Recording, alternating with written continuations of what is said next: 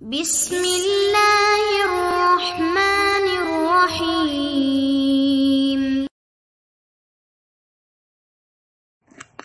الحمد للہ رب العالمین الرحمن الرحیم مالک یوم الدین والصلاة والسلام علی نبینا محمد وآلہ واصحابہ اجمعین ومن تبعهم بإحسان الى یوم الدین واشهد ان لا اله الا الله وحده لا شريك له واشهد ان محمدا عبده ورسوله.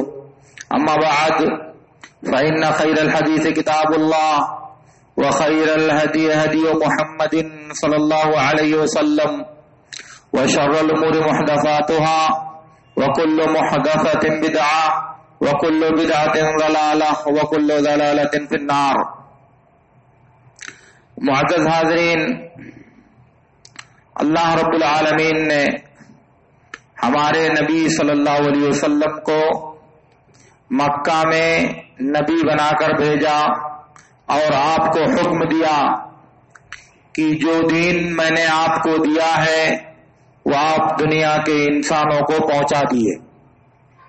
اس لیے اللہ رب العالمین نے کہا یا ایھا الرسول بلغ ما انزل الیک من ربک فإن لم تفعل فما بلغت رسالتہ. اے رسول، جو کچھ آپ کی طرف آپ کی رب کی جانب سے نازل کیا گیا ہے آپ اسے لوگوں تک پہنچا دیں. اس لیے نبی صلی اللہ علیہ وسلم مکہ میں ہر بازار میں، ہر بھیڑ کی جگہ میں، ہر میلے میں، جہاں جہاں ممکن تھا ہر جگہ نبی صلی اللہ علیہ وسلم اللہ کا پیغام لے کر جاتے اور 13 سال تک مکہ میں رہے. ہر جگہ ہر وقت صرف اس بات کی دعوت دیتے رہے کہ اے لوگوں، لا الہ الا اللہ کہہ لو کامیاب ہو جاؤ گے. اے لوگوں، لا الہ الا اللہ کو مان لو کامیابی تمہارے قدم چومے گی.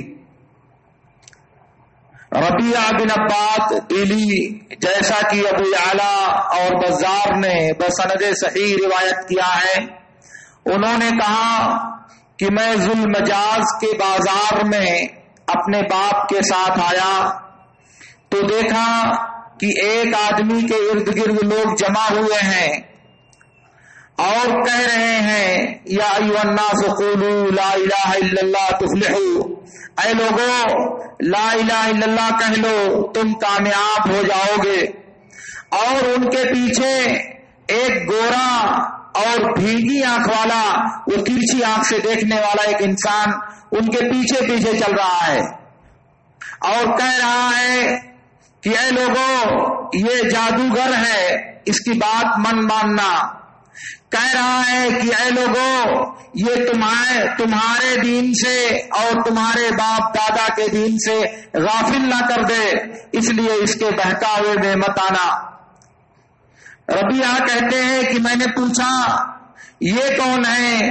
کہا کہ اللہ کے نبی صلی اللہ علیہ وسلم ہیں. اور یہ جو پیچھے پیچھے چلتا ہے، کہا یہ آپ کا چچا ابو لہب ہے. اور اس کے بعد شاگرد نے پوچھا ربیعہ سے کہ اس وقت تو آپ بچے رہے ہوں گے.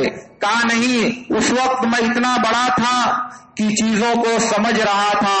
اور پھر اس کے بعد وہ مسلمان ہوئے اور اسلام لانے کے بعد یہ بات انہوں نے بیان کی.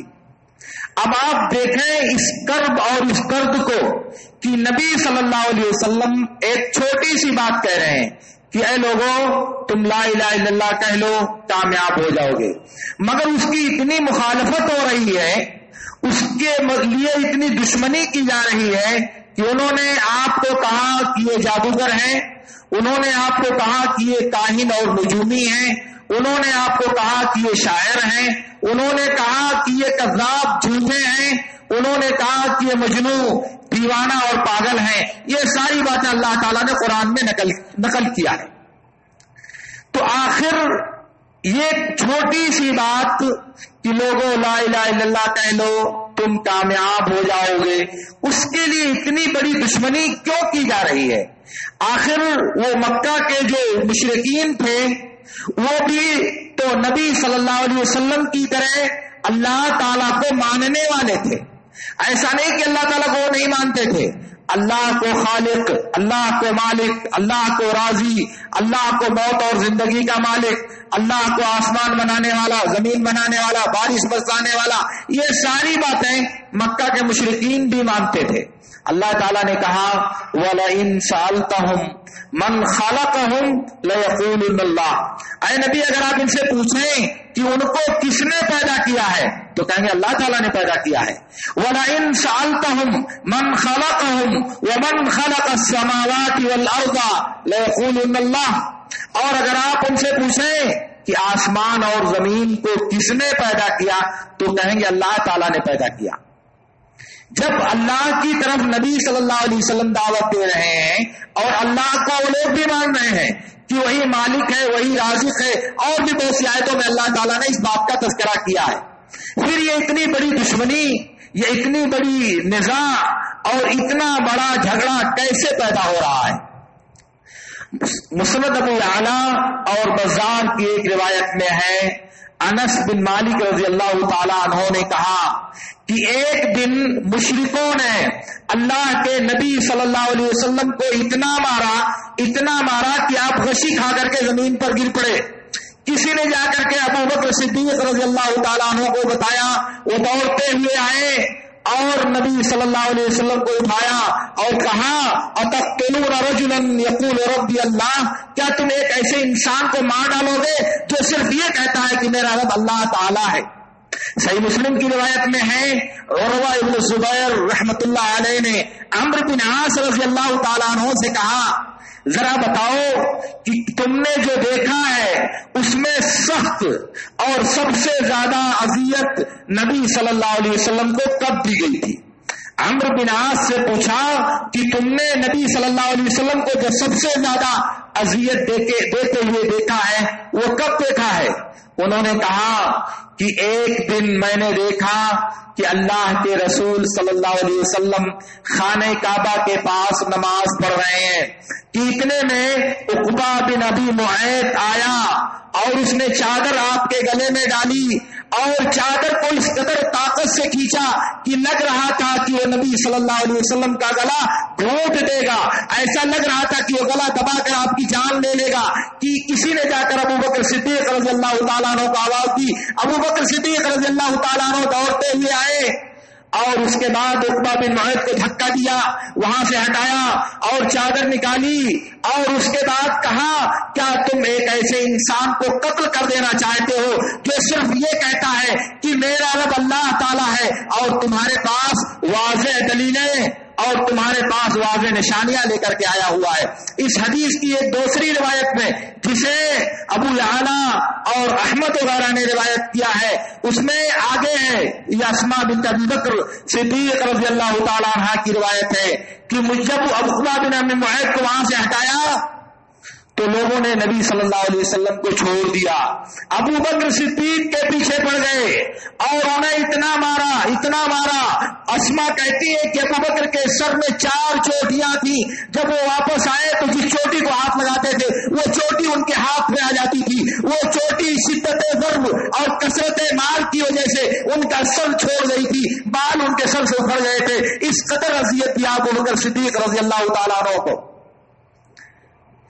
صحیح بخاری کی ایک روایت میں ہے، عبداللہ بن مسعود رضی اللہ تعالیٰ عنہ کہتے ہیں میں نے سب سے سخت جو اذیت اللہ کے رسول صلی اللہ علیہ وسلم کو دیکھی کہ ایک دن نبی صلی اللہ علیہ وسلم کعبہ کے پاس نماز پڑھ رہے تھے تو ان میں سے ایک بدبخت انسان نے کہا کہ بنو فلاں کے ہاں اونٹ ذبح ہوا ہے، تم میں سے کون جائے گا اور اس کی ایجڑی لے کر کے آئے گا اور یہ مکار دکھاوا کرنے والا انسان جب سجدے میں زمین پر اپنا سر رکھے تو اس کی پیٹھ پر اسے ڈال دے. گیا عقبہ بن ابی معیط لے کر کے آیا اور انتظار کیا، جب نبی صلی اللہ علیہ وسلم سجدے میں پہنچے تو اونٹ کی وہ ایجڑی لا کر کے آپ کے سر پہ رکھ دیا.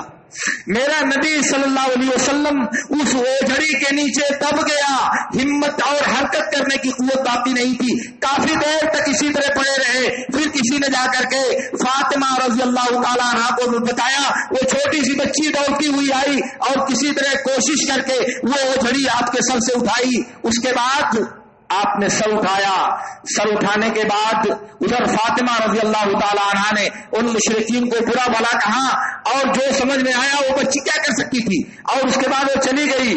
مگر نبی صلی اللہ علیہ وسلم جب نماز سے فارغ ہوئے تو آپ نے دعا کیا اور کہا اللہم علیک بقریش، اور 7 لوگوں کا نام لے کر کے دعا کیا۔ عبداللہ بن مسعود کہتے ہیں میں نے ان 7 کو دیکھا کہ بدر کے دن انہیں قتل کر دیا گیا، اور قتل کرنے کے بعد قلیب کے کنویں میں ان سب کو ڈال دیا گیا۔ یہ نبی صلی اللہ علیہ وسلم کے ساتھ پیش آیا۔ صحیح مسلم کی ایک روایت میں ہے ابو جہل نے کہا کہ کیا محمد تمہارے درمیان اپنی پیشانی زمین پر رگڑتا ہے؟ کہا ہاں۔ کہا اگر میں نے دیکھ لیا ان کو زمین پر سجدہ کرتے ہوئے تو اپنے پیروں سے ان کی گردن روک دوں گا، اپنے پیروں سے ان کی گردن کو کچل دوں گا۔ اور اس کے بعد وہ آیا اور دیکھا نبی صلی اللہ علیہ وسلم کو، آگے بڑھا، پھر اس کے بعد ہاتھ سے بچاتے ہوئے پیچھے ہٹ گیا۔ لوگوں نے کہا یہ کیا ہو گیا تم کو کیا ہو گیا؟ تم تو بڑا دعویٰ کر رہے تھے، بڑا گھمنڈ دکھا رہے تھے، یہ تم پیچھے کیوں ہٹ رہے ہو؟ تو اس نے کہا کہ میں آگے جیسے بڑھا تو دیکھا کہ آگے جہنم دکھائی دے رہی ہے، پر دکھائی دے رہے ہیں، خوفناک منظر دکھائی دے رہا ہے، اس لیے میں پیچھے ہٹایا۔ نبی صلی اللہ علیہ وسلم نے کہا لو دنا منی لقتطفت الملائکۃ اربا اربا، دوسرا لفظ عضوا عضوا، کہا کہ اگر وہ میرے قریب آیا ہوتا تو فرشتے اس کا ایک ایک عضو پکڑ کر کے نوچ لیتے، اس کا ایک ایک عضو اس کے جسم سے الگ کر کے اس کو اکھاڑ دیتے۔ ایک دوسری روایت میں ہے کہ اللہ کے نبی صلی اللہ علیہ وسلم خانہ کعبہ کے پاس ایک دن نماز پڑھ رہے تھے۔ ابو جہل نے کہا میں نے تم کو منع کیا تھا نا کہ تم نماز مت پڑھنا، تم نے میری بات نہیں مانی۔ نبی صلی اللہ علیہ وسلم نے اس کو سخت سستا ڈانٹ دیا، اسے کہا کہ تم مجھ کو ڈانٹتے ہو، تم جانتے ہو کہ قریش میں مکہ میں سب سے بڑی جماعت اور سب سے بڑا گروہ میرا ہے، تم مجھ سے کیسے ایسی بات کر سکتے ہو؟ تو اس نے کہا کہ میں اپنے گروہ کو بلاؤں گا۔ تو اللہ کے نبی صلی اللہ علیہ وسلم سے روایت کرتے ہوئے عبداللہ بن عباس رضی اللہ تعالیٰ عنہ کہتے ہیں اگر اس نے اپنے گروہ کے لوگوں کو بلایا ہوتا تو عذاب کے فرشتے ان سب کو کچک لیتے، عذاب کے فرشتے ان سب کو اپنی گرفت میں لے لیتے، اور اللہ تعالیٰ ان کو معاف نہیں کرتا۔ یہ بات پیش آئی ہے نبی صلی اللہ علیہ وسلم کے ساتھ صرف یہ کہنے کی وجہ سے کہ لوگوں لا الہ الا اللہ کہہ لو کامیاب ہو جاؤ گے۔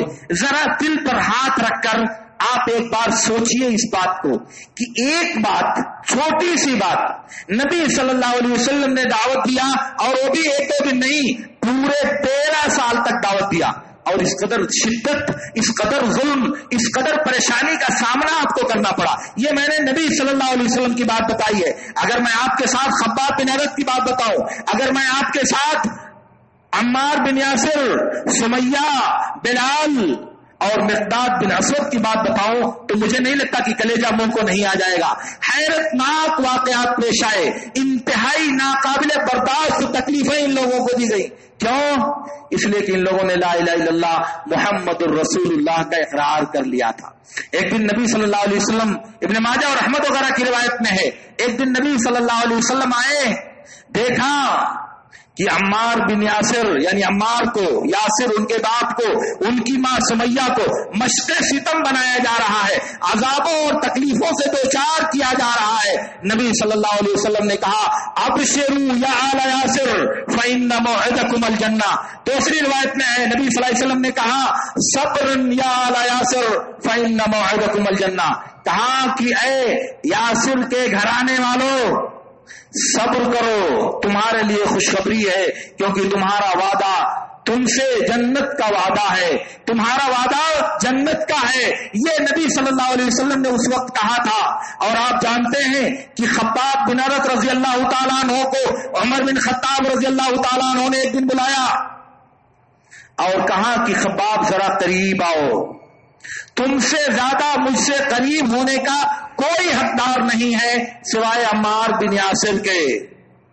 اور اس کے بعد عمار بن یاسر نے اپنی پیٹھ کھولی اور عمر بن خطاب رضی اللہ تعالیٰ عنہ کو دکھایا.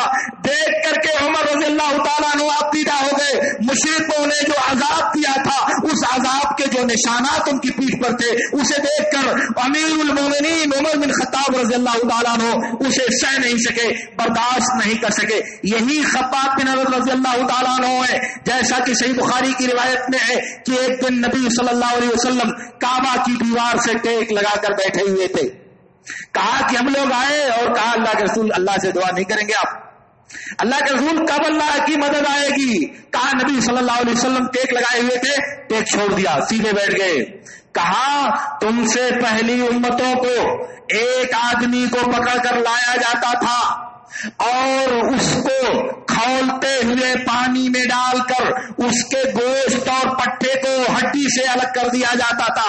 اس کے باوجود یہ چیز اس کو اس کے دین سے نہیں روکتی تھی.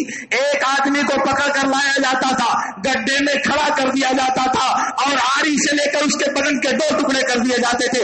اس کے باوجود یہ چیز اس کو اس کے دین سے باز نہیں رکھتی تھی. تم لوگ جلدی کر رہے ہو, ضرور اللہ تعالیٰ اپنے دین کو پورا کرے گا. یہاں تک کہ حضر موت سے صنعا تک ایک عورت تنہا سفر کرے گی اور اسے اللہ کے علاوہ کسی کا خوف اور ڈر نہیں ہوگا. یہ ساری باتیں آپ دیکھیں اور غور کریں اور میرے ساتھ تھوڑا سا آگے آئیں. نبی صلی اللہ علیہ وسلم نے فرمایا من قال لا الہ الا اللہ مستيقنا بها قلبه دخل الجنہ. جس نے یقین قلب کے ساتھ لا الہ الا اللہ کا اقرار کیا وہ جنت میں داخل ہوگا. اللہ کے نبی صلی اللہ علیہ وسلم نے فرمایا من مات وهو يعلم ان لا الہ الا اللہ دخل الجنہ. جو مرتے ہوئے اس بات پر یقین رکھتا تھا, اس بات پر علم رکھتا تھا کہ اللہ کے علاوہ کوئی عبادت کے لائق نہیں ہے, وہ جنت میں داخل ہوگا. نبی صلی اللہ علیہ وسلم نے فرمایا اسعد الناس بشفاعتی یوم القیامت من قال لا الہ الا اللہ مخلصا من قلبہ. قیامت کے دن میری شفاعت کا سب سے زیادہ حقدار وہ ہے جو اخلاص قلب کے ساتھ لا الہ الا اللہ کا اقرار کرے گا, سچے دل سے لا الہ الا اللہ کا اقرار کرے گا. وہ قیامت کے دن میری شفاعت کا سب سے زیادہ مستحق ہوگا. آپ غور کیجئے کہ ایک کلمہ اتنی ڈھیر ساری فضیلتیں, اتنا ڈھیر سارا اجر, اتنا ڈھیر سارا ثواب اور اسی کے ساتھ کامیابی کی ضمانت, اور مکہ والے اس کو ماننے کے لیے تیار نہیں. اس کے لیے نہ صرف آپ سے دشمنی کیا, آپ سے لڑائی کیا, کئی مرتبہ نبی صلی اللہ علیہ وسلم کی جان مبارک کا خاتمہ کرنے کی کوشش بھی کیا. ہر طرح کی ترکیبیں آزمائی کہ نبی صلی اللہ علیہ وسلم کو اس اقدام سے باز رکھا جائے. مسند احمد کی ایک روایت میں ہے ایک مرتبہ قریش کے سرداران اللہ کے رسول صلی اللہ علیہ وسلم کے پاس آئے اور ابو طالب سے شکایت کیا کہ تمہارے بھتیجے نے بہت حد کر دیا ہے, ہماری مجلسوں میں اور ہماری مسجدوں میں ہم کو اذیت دیتا ہے, تکلیف دیتا ہے, ہمارے باپ دادا کو برا بھلا کہتا ہے, حد ہو گئی ہے, ذرا روکو تم اپنے بھتیجے کو. عقیل کہتے ہیں کہ ابو طالب نے مجھ سے کہا, یعنی اپنے لڑکے کو کہا ذرا دیکھو محمد کو بلا کر کے لاؤ. عقیل کہتے ہیں کہ میں گیا, میں ایک چھوٹے سے گھر سے ان کو نکال کر کے لایا اور اس کے بعد ابو طالب نے کہا کہ بھتیجے دیکھو یہ تمہاری قوم کے سردار آئے ہوئے ہیں اور یہ لوگ کہہ رہے ہیں کہ تم انہیں بہت اذیت دیتے ہو, ان کی مجلسوں میں اور ان کی مسجدوں میں انہیں تکلیف پہنچاتے ہو, ان کے معبودوں کو برا بھلا کہتے ہو, تو تم یہ سب چھوڑ دو, ان کو تکلیف مت دو. اللہ کے نبی صلی اللہ علیہ وسلم نے کہا چچا آپ کہہ چکے؟ کہا ہاں. کہا چچا یہ بتاؤ یہ سورج دیکھ رہے ہیں؟ کہا ہاں. کہا جس طرح سے لوگ اس بات پر قادر نہیں ہیں کہ اس سورج سے چراغ جلا لیں, اس سورج سے آگ جلا لیں, اسی طرح میں اس بات پر قادر نہیں ہوں کہ میں اپنی اس دعوت کو چھوڑ دوں اور میں اپنی اس دعوت سے باز آ جاؤں. جس طرح یہ مشرکین سورج سے چراغ جلانے پر قادر نہیں, ایسے ہی میں اپنی دعوت کو ترک کر دینے پر اور اپنی دعوت کو چھوڑ دینے پر قادر نہیں ہوں. اس کے بعد ابو طالب نے کہا کہ تم لوگ واپس جاؤ، میرا بھتیجا کبھی جھوٹ نہیں بولتا، تم لوگ واپس جاؤ، میرا بھتیجا کبھی جھوٹ نہیں بولتا۔ اس موقع سے ایک بات کی یاد دہانی کرا دوں میں آپ کو کہ عام طور سے ہمارے ہاں تاریخ میں نقل کیا جاتا ہے کہ اس موقع سے نبی صلی اللہ علیہ وسلم نے کہا کہ اگر وہ میرے داہنے ہاتھ میں سورج اور بائیں ہاتھ میں لا کر چاند رکھتے ہیں تب بھی میں اس دعوت سے باز نہیں آ سکتا۔ یہ حدیث روایت کے اعتبار سے نبی صلی اللہ علیہ وسلم سے ثابت نہیں ہے۔ ثابت یہ کہ آپ نے کہا تھا کہ جیسے یہ سورج سے چراغ نہیں جلا سکتے ایسے ہی میں اپنی دعوت کو ترک نہیں کر سکتا، کیونکہ اللہ تعالیٰ نے مجھے اس دعوت پر معمور کیا ہے۔ اس کے علاوہ اور بھی صورتیں ہیں جو انہوں نے نبی صلی اللہ علیہ وسلم کے ساتھ اپنائی اور آپ کو اس دعوت سے روکنے کی کوشش کیا۔ اس قدر مہازارائی، اس قدر ضرب و کرب اور اس قدر حرب اور لڑائی اور دشمنی صرف ایک کلمہ کی وجہ سے، ایک بات کی وجہ سے، کیا آپ نے کبھی غور کیا کہ یہ کلمہ کون سا ہے اور کیا ہے اور کیوں ایسا ہوا؟ ایک بات تو سوچئے میرے دوستو کہ نبی صلی اللہ علیہ وسلم جس خاندان اور قبیلے میں اپنی عمر کے 40 سال انتہائی پاک دامنی سے اور انتہائی صدیقیت اور انتہائی شرافت کے ساتھ گزارتے ہیں، اور جب انہیں ایک بات کی دعوت دیتے ہیں تو سب بکھر جاتے ہیں، سب منتشر ہو جاتے ہیں، سب ناراض ہو جاتے ہیں اور اعلان کرتے ہیں اجعل الآلہۃ الہ واحدہ ان ھذا لشیء عجاب۔ یہ تو بڑی عجیب و غریب بات ہے کہ بہت ڈھیر سارے معبودوں کو ایک معبود بنا دیا جائے، ایسا نہیں ہو سکتا۔ تو آپ تو سمجھ رہے ہیں کہ مکہ کے لوگ 360 بتوں کی پرستش کرتے تھے، کعبہ کے ارد گرد 360 بت نصب کر رکھے تھے۔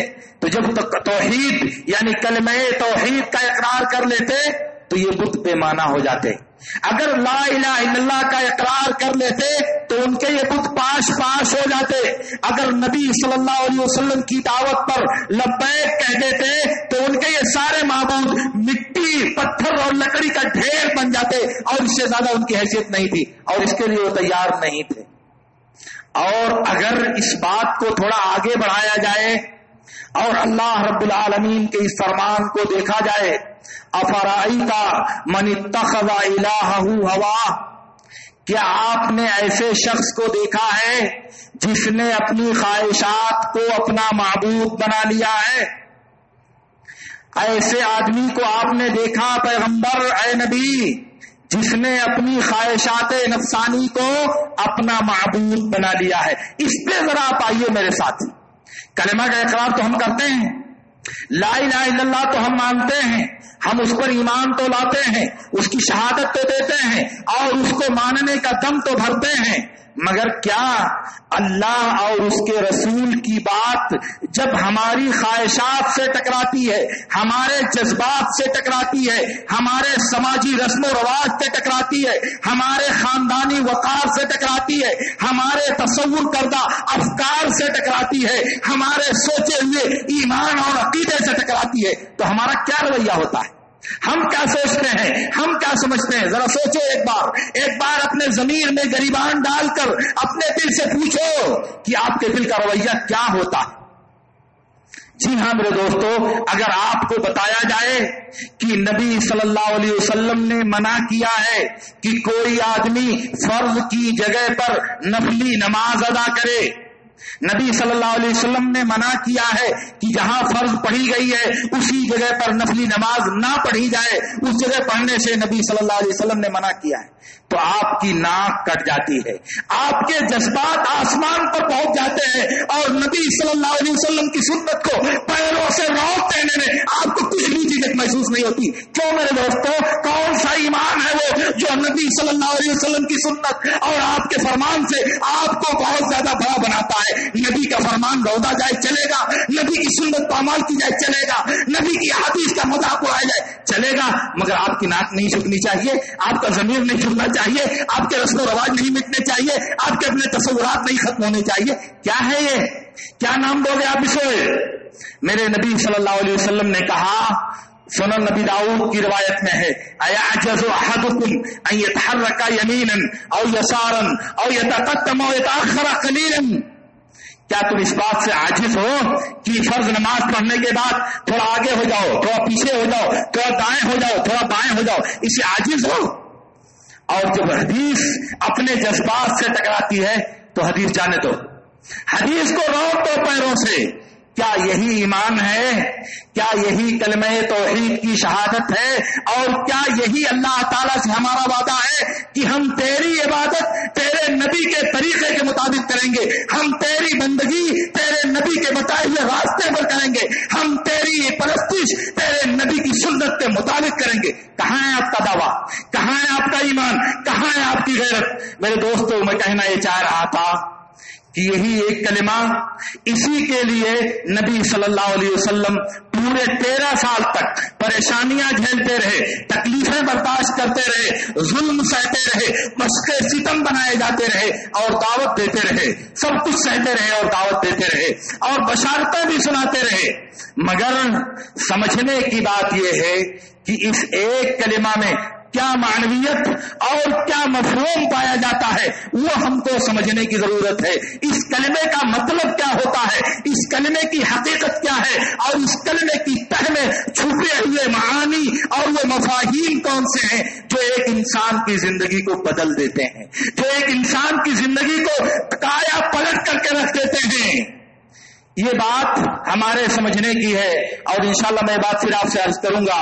اللہ رب العالمین سے میری دعا ہے کہ اللہ رب العالمین ہمیں ان باتوں کو سمجھنے اور ان میں سے بہترین باتوں پر عمل کرنے کی توفیق عطا فرمائے۔